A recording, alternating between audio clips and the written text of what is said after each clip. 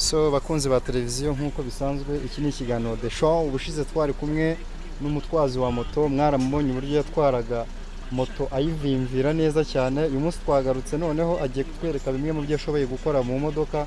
Mukomere mukomere cyane.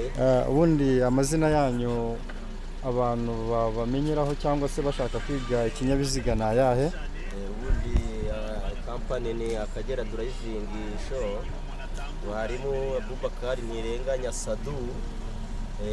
Bijyanye n'ubumenyi rero, impamvu umuntu aba yaratoranyijwemo kuba umwarimu nuko babimedita.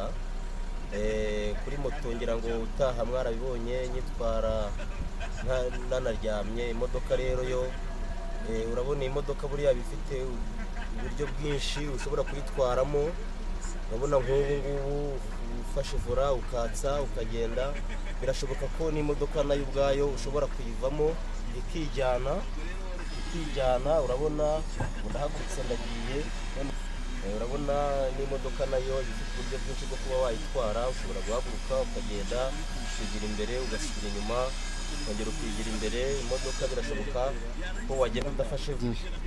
N'imodoka wabasha kuyitwara ukagenda utanafashe no kuri vora, nabyo byose biba bigishoboka. Urabona ngo biragenda kandi ntabwo arafashe, urabibona.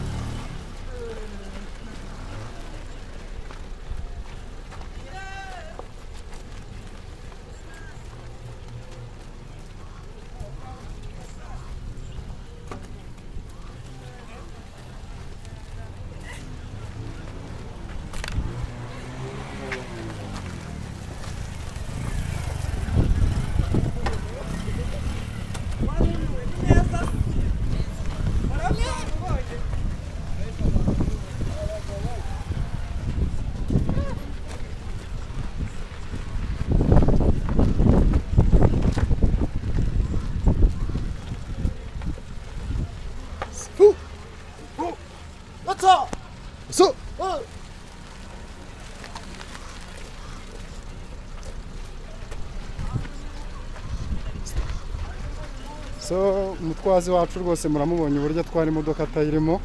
Amazina ni Abubakar.